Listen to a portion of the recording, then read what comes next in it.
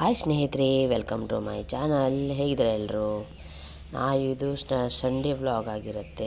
ಇವತ್ತು ನಮ್ಮ ಕುಲದೇವರಾಗಿರುವಂತಹ ಮಾಲಸನಾರಾಯಣಿ ದೇವಸ್ಥಾನಕ್ಕೆ ಹೋಗಿದ್ವಿ. ಹಾಗೆ ನಮ್ಮ ಅಮ್ಮನ ಮನೆಯ ಶಾಂತೇರಿ ಕಾಮಾಕ್ಷಿ ದೇವಸ್ಥಾನ ಕೂಡ. ಇದು ನಮ್ಮ ದೇವಸ್ಥಾನದ ಎದುರುಗಡೆ ಇರುವಂಥ ದೇವಾಲಯ. ಇದು ನೋಡಿ, ಕುಮಟಾ ಮಾರ್ಕೆಟು.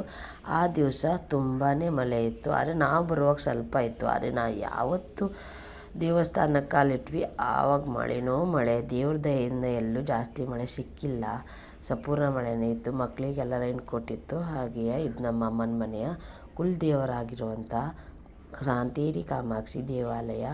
ಅಲ್ಲಿಂದ ನಂತರ ಇಲ್ಲಿ ಬಂದ್ವಿ ನಾವು. ಇಲ್ಲಿ ನವಗ್ರಹ ದೇವಸ್ಥಾನ ಉಂಟು. ಅಲ್ಲಿಗೆ ನಾವು ಎಣ್ಣೆ ಎಲ್ಲ ಹಾಕ್ಕೊಂಡು ಹಾಗೆ ನಾವು ಒಳಗಡೆ ಹೋದ್ವಿ.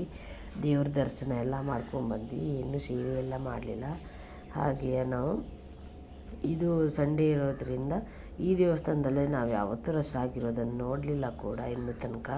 ಹಾಗೆಯೇ ನಾವು ಇಲ್ಲಿ ಒಳಗಡೆ ಹೋಗಿ ತೀರ್ಥ ಪ್ರಸಾದ ಎಲ್ಲ ತೊಗೊಂಡು ಆಮೇಲೆ ನಾವು ಮಾಲಸ ದೇವಸ್ಥಾನಕ್ಕೆ ವಾಪಸ್ ಹೋದ್ವಿ. ಇಲ್ಲಿಂದ ಆ ದೇವಸ್ಥಾನಕ್ಕೆ ಹೋಗುವಷ್ಟರಲ್ಲಿ ತುಂಬ ಜನ ಬಂದಿದ್ದರು. ಅಂದರೆ ನಾವು ಅಲ್ಲಿರುವಾಗ ಯಾರೂ ಬಂದಿರಲಿಲ್ಲಾಗಿದ್ದು. ಅದಕ್ಕೆ ನಾವು ಆ ದೇವಸ್ಥಾನಕ್ಕೆ ಹೋಗಿ ಬರೋ ಅಂತ ತಿಳ್ಕೊಂಡ್ವಿ. ಒಂದು 10-15 ನಿಮಿಷ ಕೂತ್ಕೊಂಡು ಇಲ್ಲಿ ಬರುವಷ್ಟರಲ್ಲಿ ಜನ ಆಗೋಗಿದ್ರು. ಆದರೆ ನಮಗೊಂದು ಜಾಗ ಅಂತೂ ಸಿಕ್ತು ಸೈಡಲ್ಲಿ. ಹಾಗೆಯೇ ಅನ್ನ ಪ್ರಸಾದ ಕೂಡ ಇರುತ್ತೆ ಅಲ್ಲಿ.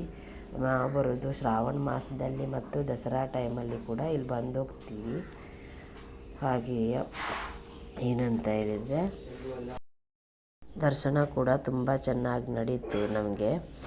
ಇವತ್ತಿನ ವಿಡಿಯೋ ಇದೇ ಎಂಡ್ ಆಗಿರುತ್ತೆ. ಅಂದರೆ ನಾವು ಆ ದಿವಸ ಮಾಲಸ ದೇವಸ್ಥಾನಕ್ಕಷ್ಟೇ ಹೋಗಿದ್ವಿ. ಅನ್ನ ಪ್ರಸಾದಕ್ಕೂ ಕೂಡ ಅಷ್ಟೇನೇನು ರಶ್ ಇರಲಿಲ್ಲ. 2 ನಮೂನೆ ಸಾರಿತ್ತು, ಹಾಗೆ ಸಾಂಬಾರಿತ್ತು.